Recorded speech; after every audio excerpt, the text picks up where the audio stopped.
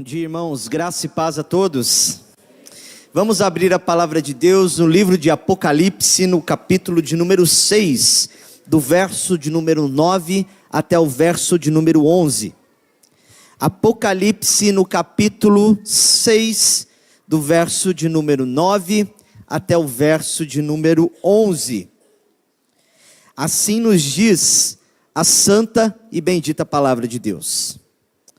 Quando o cordeiro quebrou o quinto selo, vi debaixo do altar as almas daqueles que tinham sido mortos por causa da palavra de Deus e por causa do testemunho que deram.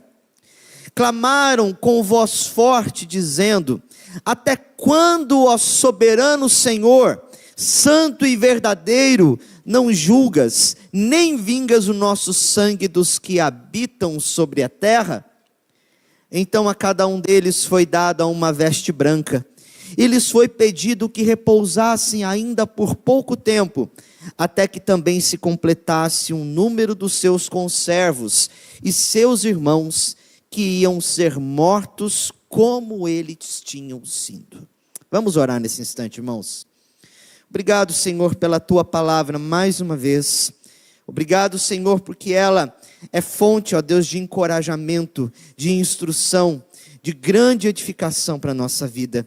E sem ela, ó Deus, nós nada poderíamos fazer e também, ó Pai, nos relacionarmos contigo. Abençoe-nos nesse instante, Senhor, na exposição deste sermão.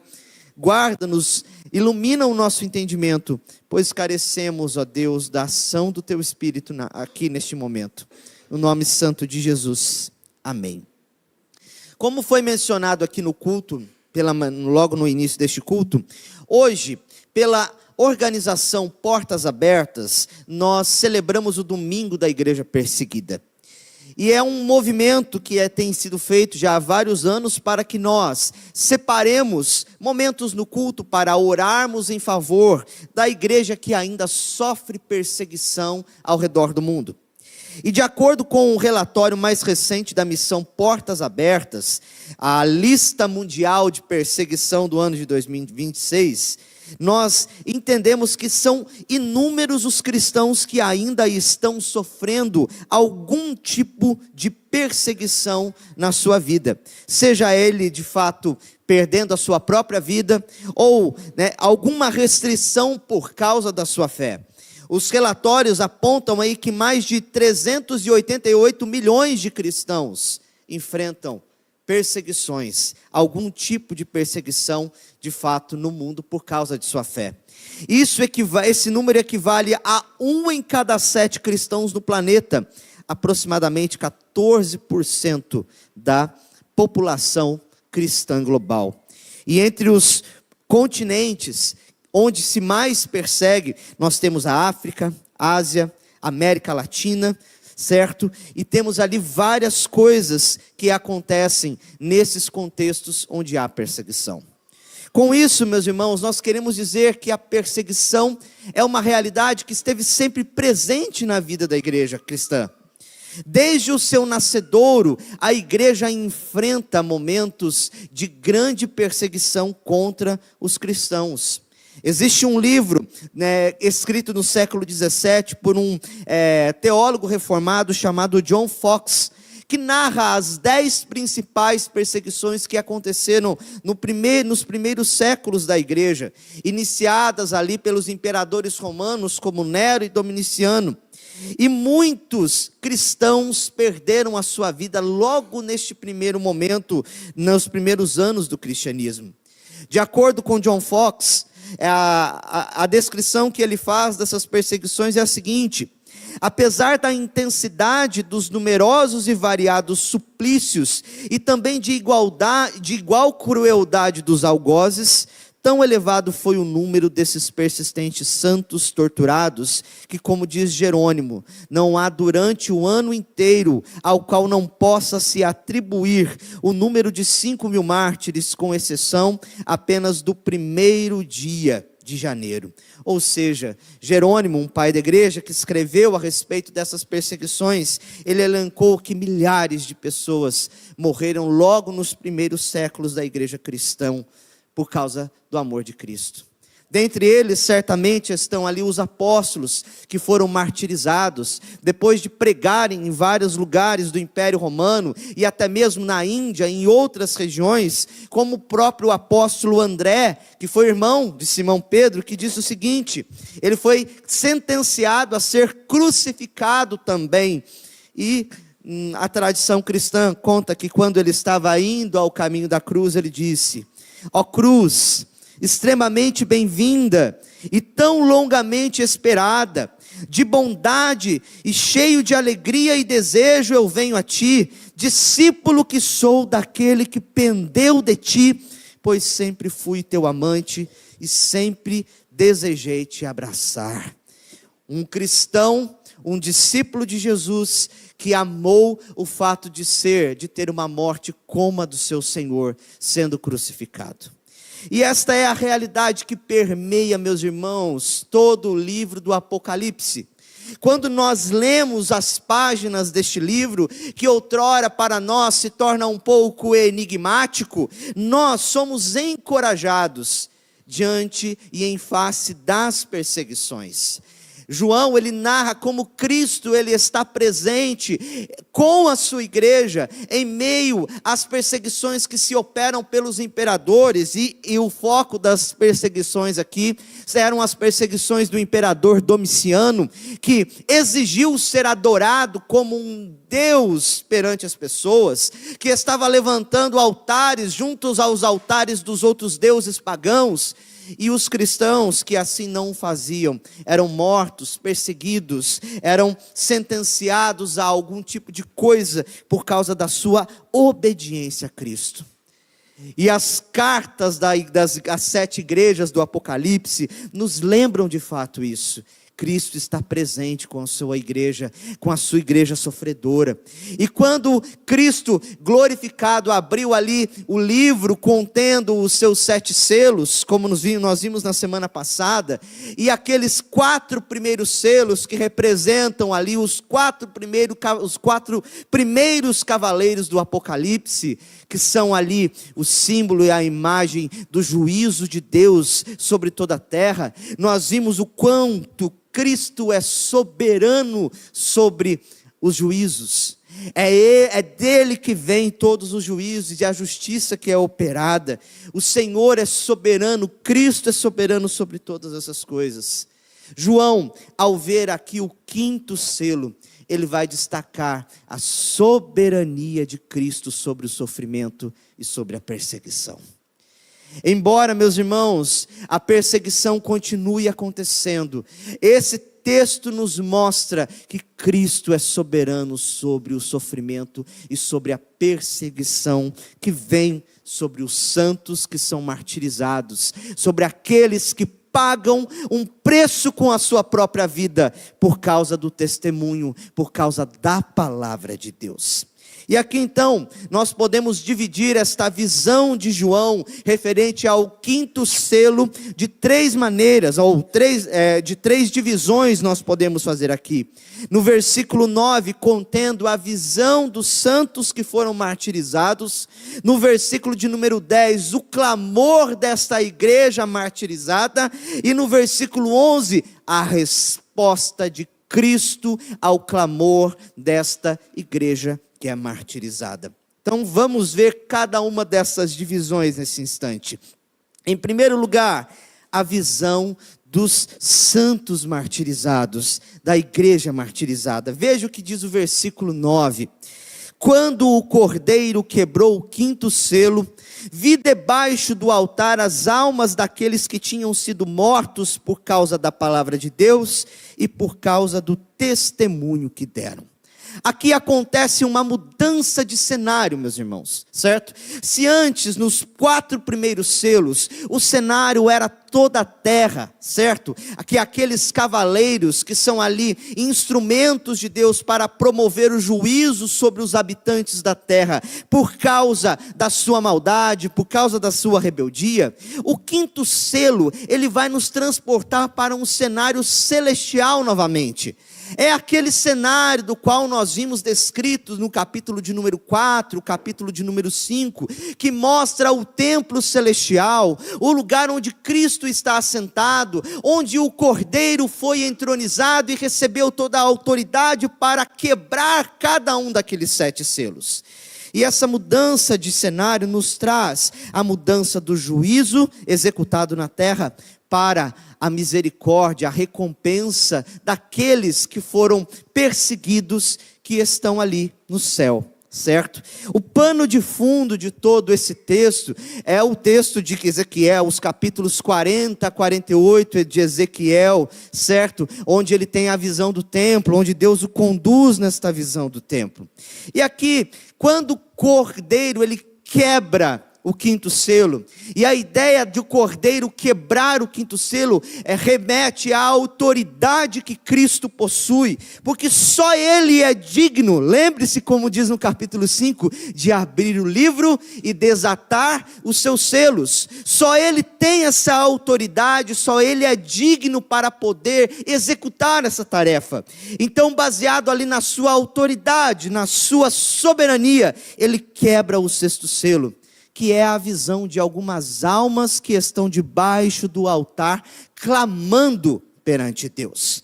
E o que seria este altar, ao qual aqui João, ele descreve no versículo de número 9.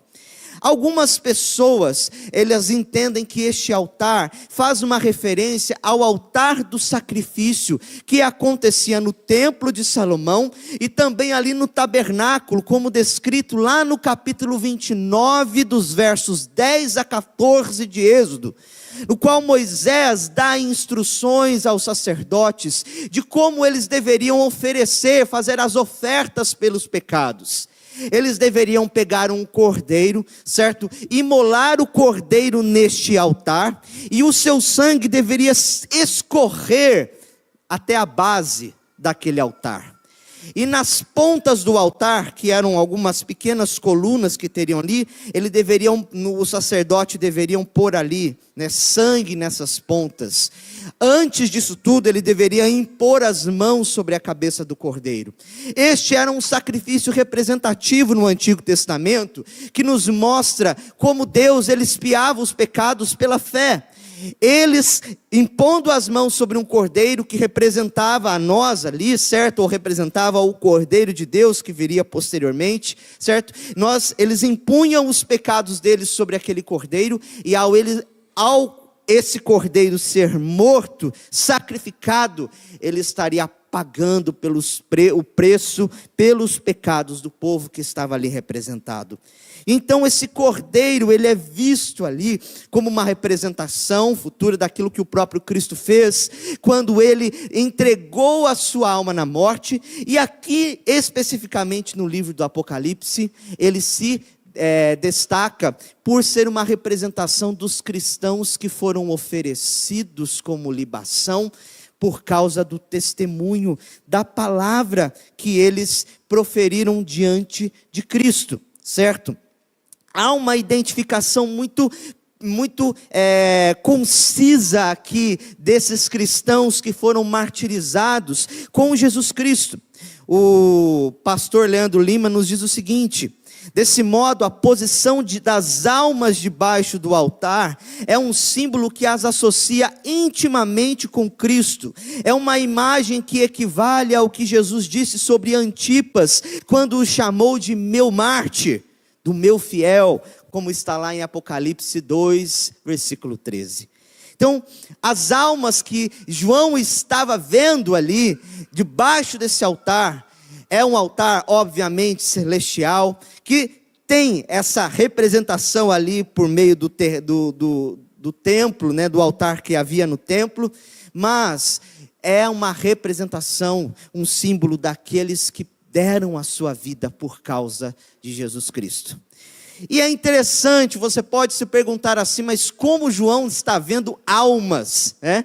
Ele não dá nenhuma descrição de como eram essas almas, da mesma forma como ele deu uma descrição ali dos seres viventes, dos anjos, daqueles que possuíam milhares de olhos, ou então dos 24 anciãos que estavam assentados sobre vários tronos. Ele não nos traz uma visão, uma descrição dessas almas, mas pela palavra que é utilizada, entendemos que eram pessoas de fato, né? Era almas referente à alma humana, é uma identificação aqui com os seres humanos de verdade. A palavra utilizada ali para descrever essas almas é psíquicas, né? Que eram um termo utilizado na literatura, nos escritos gregos, para determinar a pessoa como um todo, né? Tanto a sua mente, quanto a sua vontade, as suas emoções, certo? Então, aqui nós entendemos, meus irmãos, que João estava vendo algumas almas das pessoas que foram mortos por causa de Cristo e do seu testemunho, tá? E aqui nos aponta para esta realidade que é verdadeira, da vida após a morte. Esta realidade, meus irmãos, daqueles que morrem com Cristo e estão diante de Deus, estão debaixo do altar de Deus, estão experimentando da graça e do descanso, como nós veremos aqui do Senhor. E algo também nos chama a atenção neste texto, por causa da maneira como esses cristãos foram mortos. A mesma palavra que João usa aqui para descrever a morte dessas pessoas, certo? Dessas almas que ali estavam, é também utilizada para descrever o cordeiro como tendo sido morto, ali do capítulo 5. Representa aqui, faz uma associação a uma morte violenta, a uma morte de fato terrível, a qual essas pessoas passaram. Então, a identificação com Cristo é muito viva aqui dentro deste texto. Filipenses 2,17, Paulo nos diz o seguinte: entretanto, mesmo que eu seja oferecido como libação sobre sacrifício e serviço da fé que vocês têm, fico contente e me alegro com todos vocês. Paulo, ele já tinha essa expectativa de ser entregue como um sacrifício, de se identificar com o seu Senhor, por causa do testemunho e da palavra. E é exatamente esse o motivo que levou esses cristãos a padecerem na morte, por causa da palavra de Deus e do testemunho que elas deram. Aqui refere-se, meus irmãos, à fé que eles tinham em Cristo e à obediência aos seus mandamentos e à sua palavra. Enquanto testemunho aqui traz a ideia realmente da confissão que eles fizeram diante dessas autoridades, dessas pessoas, quando eles de fato foram mortos, quando eles de fato perderam a vida. E um comentarista chamado Grant Osborne nos diz o seguinte: esses cristãos, eles estavam nesta posição porque eles não negociaram a fé em um contexto pagão de idolatria, certo? E de fé relativizada, por exemplo, como dos nicolaítas e daquela mulher chamada Jezabel, que estava tentando perverter a igreja. Era uma igreja que se posicionou, meus irmãos, de fato, com grande coragem e fidelidade a seu Senhor. E aqui os crentes não fogem para salvar a sua vida, nem fazem concessões com o evangelho, a fim de evitar a perseguição, mas mantêm corajosamente o seu testemunho em meio a uma situação desesperadora. Diante de todos os algozes, diante de toda a perseguição, trata-se da alma daquelas pessoas que de fato não negaram a Cristo, permaneceram corajosamente diante do Senhor. Esta é a visão dessa igreja que foi martirizada, desses santos que foram martirizados. E em segundo lugar, meus irmãos, nós destacamos aqui que estes santos estavam clamando diante de Deus. Veja o que diz o versículo 10. Clamaram com voz forte, dizendo: até quando, ó soberano Senhor, santo e verdadeiro, não julgas nem vingas o nosso sangue dos que habitam sobre a terra? Aqui, meus irmãos, é algo curioso para nós, porque às vezes nós temos um pensamento um pouco equivocado a respeito da vida após a morte. Achamos que essas almas estão apenas dormindo, que elas não têm consciência de nada, mas nós vemos aqui que essas almas, elas têm uma certa consciência das perseguições que estão acontecendo, e elas clamam diante de Deus para que Deus intervenha e julgue aqueles que as perseguiram. Elas estão fazendo orações diante do Senhor. E aqui está a única oração de petição, de clamor por vindicação em todo o livro do Apocalipse, dessas almas clamando perante Deus. E aqui é um clamor por justiça, que não se baseia numa justiça própria. Talvez você possa pensar assim, mas essas pessoas estão clamando por vingança. Não é pecado orar por vingança? Jesus Cristo não nos disse que nós temos que, de fato, orar perdoando os nossos inimigos? Que tipo de oração é essa? E aqui, meus irmãos, não é uma oração por vingança própria ou por justiça própria, mas é algo que está prescrito no livro de Deuteronômio, no capítulo 28, do versículo 53 a 57, quando o próprio Deus, ele se põe a fazer vingança contra aqueles que estão de alguma maneira, meus irmãos, ferindo o seu povo, que não estão guardando a lei, aqueles que estão de fato pervertendo a lei do Senhor. Então esse clamor, trata-se de um clamor por justiça da parte de Deus, porque Deus é o verdadeiro juiz, Deus é o único vingador. E o contexto desta passagem nos remete aos Salmos, em que Davi, ele faz orações imprecatórias contra os seus inimigos. Lembramos-nos aqui das próprias palavras de Cristo, quando em Lucas, no capítulo 18, do verso 7 e 8, ele nos diz: será que Deus não fará justiça aos seus escolhidos, que a ele clamam dia e noite, embora pareça demorado em defendê-los? Digo a vocês que depressa lhes fará justiça. Contudo, quando o Filho do Homem vier, será que ainda encontrará fé sobre a terra? Aqui nós vemos que o próprio Deus, ele vingará o sangue daquelas pessoas que morreram por causa de Cristo, daqueles que clamam por justiça.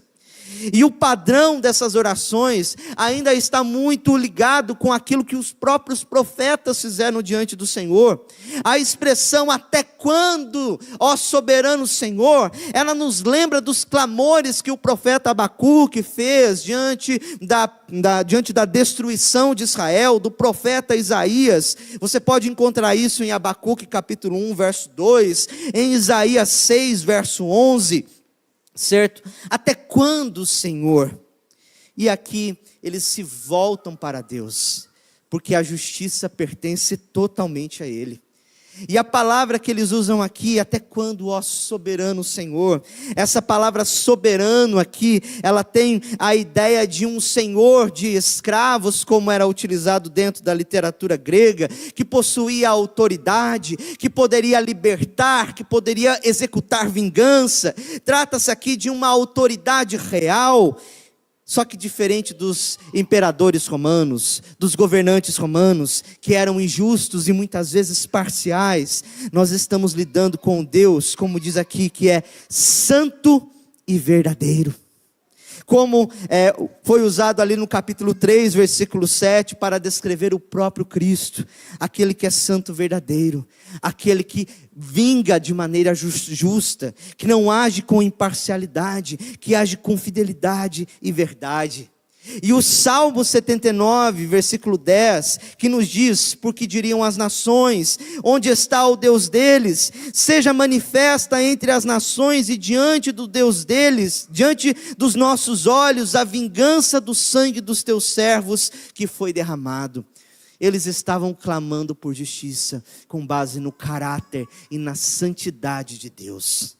Não é igual a gente, que muitas vezes fica ofendido, quer matar, pegar aquela pessoa para o pescoço, dizer assim, você vai ver, eu vou fazer uma oração que você vai descer fogo para te consumir. Não é aquela coisa egoísta que muitas vezes nós vemos, não. É um clamor pautado na palavra e na santidade de Deus. E a natureza do pedido é, até quando? Quanto tempo o Senhor vai se demorar ao efetuar a justiça e o juízo? Senhor, nós estamos aguardando. E aqui faz uma alusão de fato ao sangue de Abel, como Hebreus ali nos descreve, que está clamando diante de Deus. A ideia de que eles sofreram perseguição, eles passaram por algo terrível e eles estavam clamando para que Deus executasse sua justiça. Os verbos que ele usa aqui é julgar e vingar, é executar juízo sobre os inimigos, vingança pelo sangue derramado. E algo como nós vamos ver, meus irmãos, que no livro do Apocalipse, no restante, Deus vai executar isso. No capítulo 16, no capítulo 20, nós veremos como Deus vai executar o seu juízo sobre os habitantes da terra. E aqui, habitantes da terra, eles se referem aos ímpios, aqueles que de fato renegaram a Cristo e a sua palavra. Mas em terceiro lugar, meus irmãos, nós temos aqui, além da visão da igreja martirizada, o clamor desta igreja que foi martirizada, a resposta ao clamor destes santos. O que Deus ali diz ao clamor daqueles que estão de fato gritando com desespero, como o texto nos diz, clamando com força em alta voz. Diz o seguinte no versículo 11: então a cada um deles foi dada uma veste branca, e lhes foi pedido que repousassem ainda por pouco tempo, até que também se completasse o número dos conservos e seus irmãos que iam ser mortos como eles tinham sido. Veja, Cristo dá duas promessas, Ele dá duas respostas a essas almas que estão clamando diante de Deus. Em primeiro lugar, Ele dá vestes longas, brancas, que são representações interessantes aqui. A veste, a túnica da qual está sendo referido aqui, era aquelas túnicas talares, que as autoridades usavam, certo? Pessoas de grande honra, de grande renome. Você vai ver, por exemplo, Jesus criticando os fariseus, que ficavam se orgulhando das suas vestes, das suas túnicas, da sua autoridade, certo? Eram pessoas que possuíam algum destaque social. Então essas túnicas longas aqui representadas, elas têm essa ideia de posição de honra, de posição diante de Deus, de uma posição que era benéfica, gloriosa. Além do mais, meus irmãos, o próprio Cristo aparece vestido com essas vestes talares, no capítulo 1 do verso 13.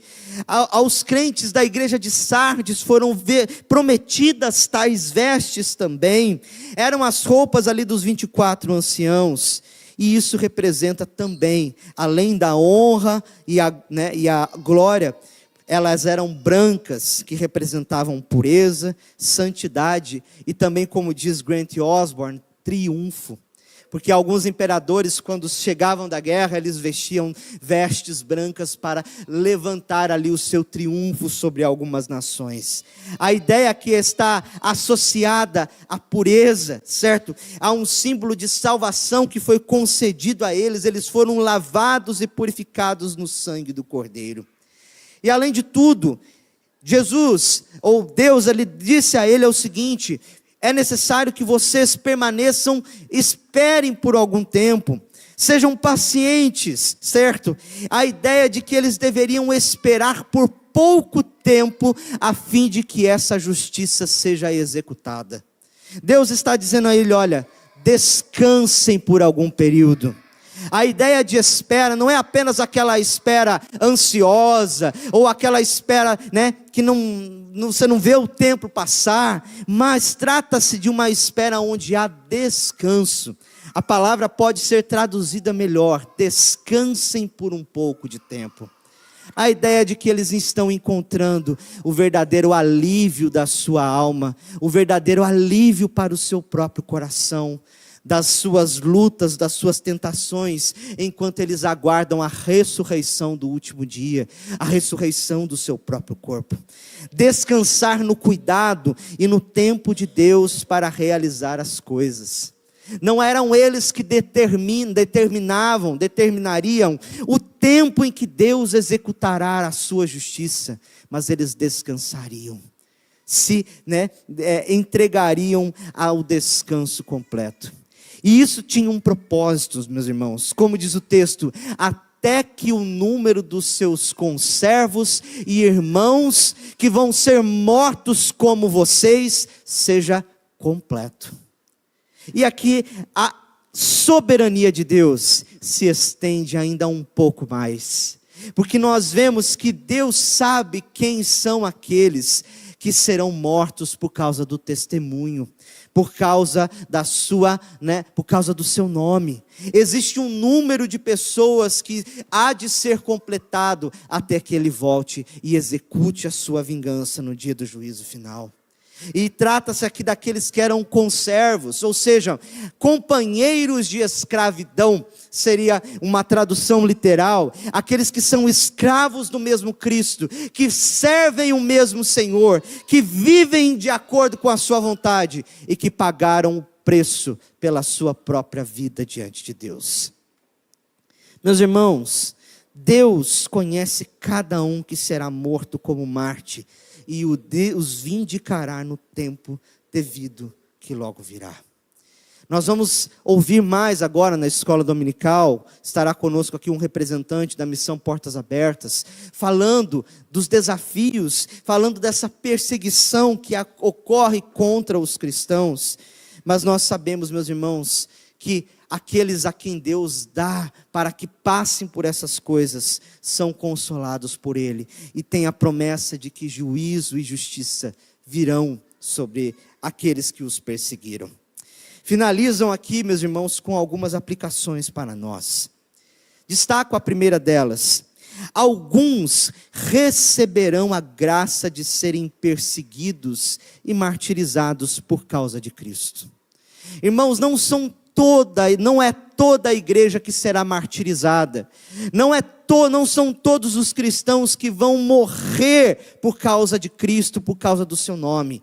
São milhares daqueles que experimentam esta realidade ainda nos dias de hoje.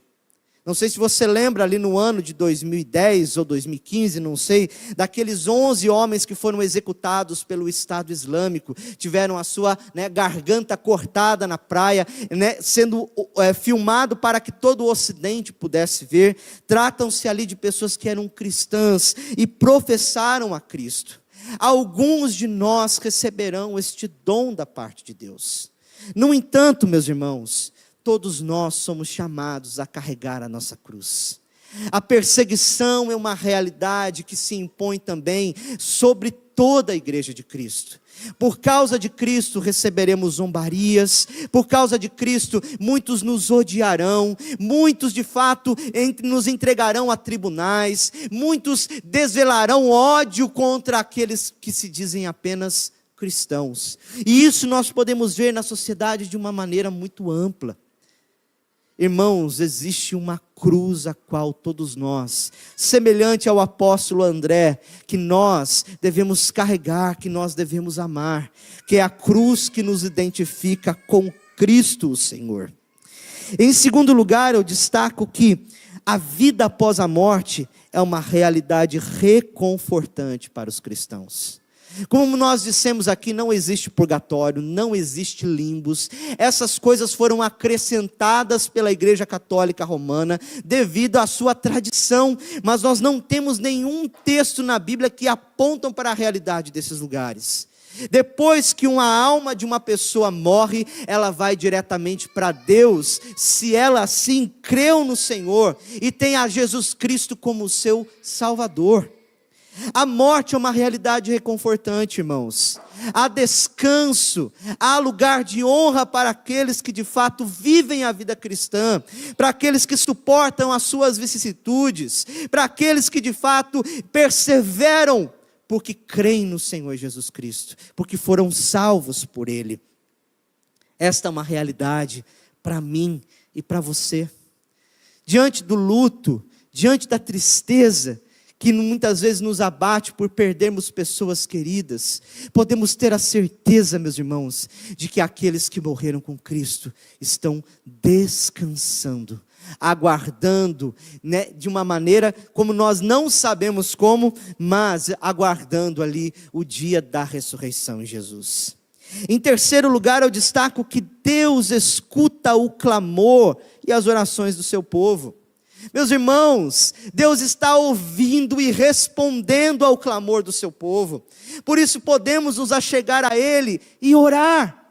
Podemos colocar diante dEle as nossas aflições, aqueles que nos ofenderam, aqueles que muitas vezes nos perseguiram sem motivo ou sem causa, ou aqueles que nos perseguem também por causa da nossa fé.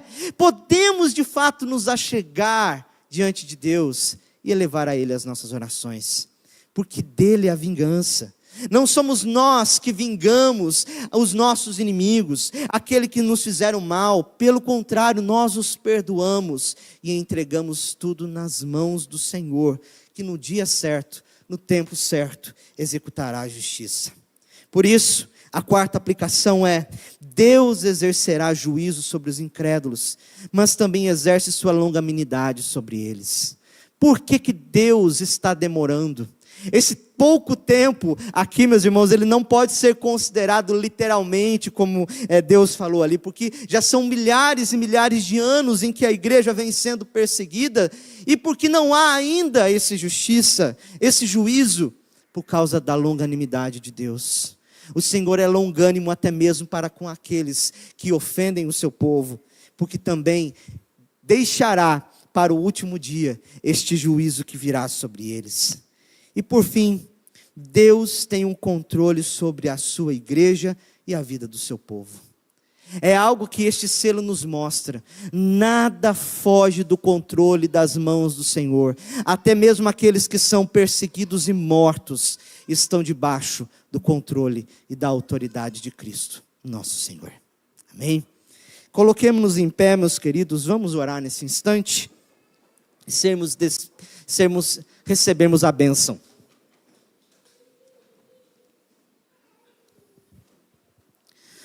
Senhor Deus e Pai, nós louvamos o Teu santo nome, meu Pai, porque graças ao Teu controle e domínio sobre todas as coisas, nós aqui estamos.